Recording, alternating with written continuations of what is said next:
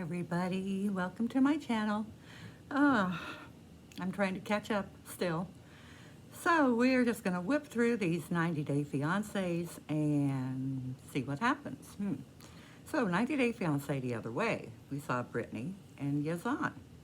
Now she still doesn't understand their mean words, so she goes to the car to cry.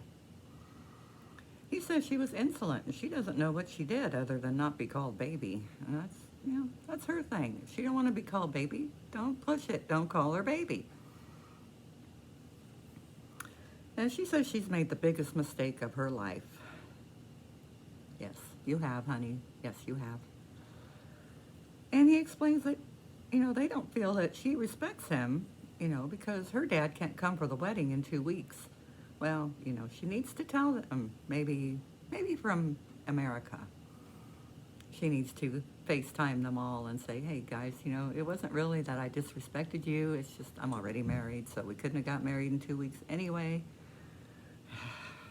Well, she's thinking 3 months, and didn't the attorney already say it could take 8 to 10 months?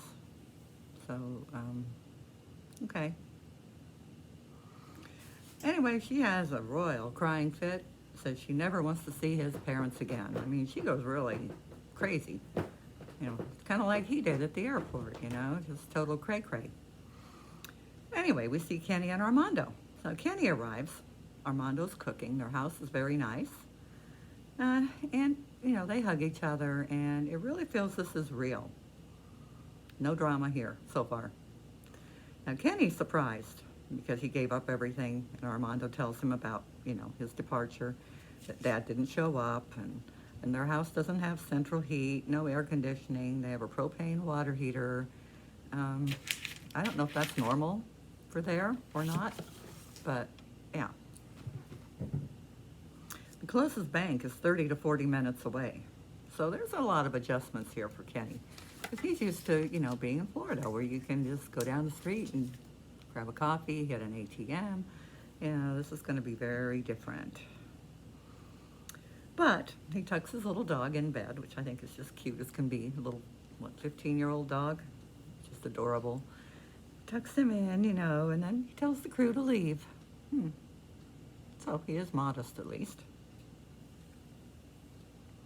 Tim, the cheese stick, is packing his cat. Now, she has a couple dogs. And she's a very hardworking girl. She says family is important. And she met Tim in a bar and wasn't looking for a white boy. And she was going to visit a year ago for 6 months, kind of a trial marriage. But then, he cheated on her. So, cheat and cheese stick. Her dad doesn't know about it, but her mom does. So Melissa tells them that he's moving there. And Mom says, he's not who she thought he was. So Mom doesn't have any faith in him at all. And Dad don't know. And she doesn't care what he's giving up. She don't care he's giving up his house, his job, whatever. Nothing to her. Because he still has a long road to restore their trust. Okay? So Jenny and Sumit, they go to the lawyer's office. And Sumit wants the lawyer to explain to her, what their procedures are there as far as divorce. And the lawyer says the divorce can take 2 to 5 years. Sumit and his ex were in agreement, so 6 months or so, and then file the second motion. Still have to file the public marriage intent, though. Remember that letter they were going to send, to his permanent address, which was his parents', and they were worried about that. That's still going to happen, okay? If they don't agree, they can't get married. So, filing divorce is not public, but they can't really get paperwork. But getting married is advertised. It seems like you could do it the other way around, but oh well. So then Jehoon and Devon, and she goes to the hotel. He goes home.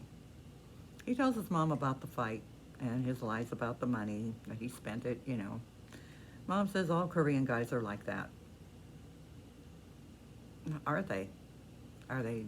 How did they all become that way? They had to be raised that way, didn't they? Back at you, Ma. Anyway, He says this is serious. She may leave. He says he's been living his life wrong. Yeah, you have, Jehoon. You have. You have not listened to a word Devon has tried to tell you about what she expects and what you need to do. You've just gone about your own way and screwed it up. So Mom says, talk to her. And he cries about his debt and borrowing money, and Mom says, men don't cry. He's soft. He says he should have saved more. Mom says, snap out of it and change. And he admits he must work to make changes. So Kenny says very difficult driving in Mexico. Lots of stop signs, but you can't really see them. They're like on trees and, on a curb and whatever. Not really a uniform type thing. So they buy candy, and Kenny says it's dusty. It's an outside vendor. What do you expect? And he says the candy tastes like salsa. And the grocery store looks more like a garage. And he needs to also learn the currency. Why didn't you take a minute and learn the currency? You know you're moving there. Research, Kenny. Come on. I liked y'all up until this point. Now, come on. Anyway, it's far from what he's used to. And they go to a restaurant. The cook isn't wearing gloves. And Kenny is a germaphobe. He admits he can't function there. He couldn't do anything without Armando. Okay. Now, Brittany and Yazan, she's still crying. Nothing new there. So she's been there 24 hours, and it's nonstop fighting. She feels like this is a mistake. Yes, it is. And he's happy if they wouldn't fight. So they go to their apartment, and he's put rose petals on the bed, and, he says they love each other, so they must try harder. What do you mean by that? You mean she must try harder, or both of you? And then he says he must go home. His parents would be mad if they stayed together. So, as far as we know, he went home. Did he really? I couldn't see him putting all these rose petals on the bed just to say, wow, don't you like that? That's so romantic. Okay, see you tomorrow. Anyway, Yazan was going to speak to his uncle, who's had more experience with different cultures. And Brittany's thinking he will have to choose her or the parents. Now, you don't want to put yourself in that situation over there.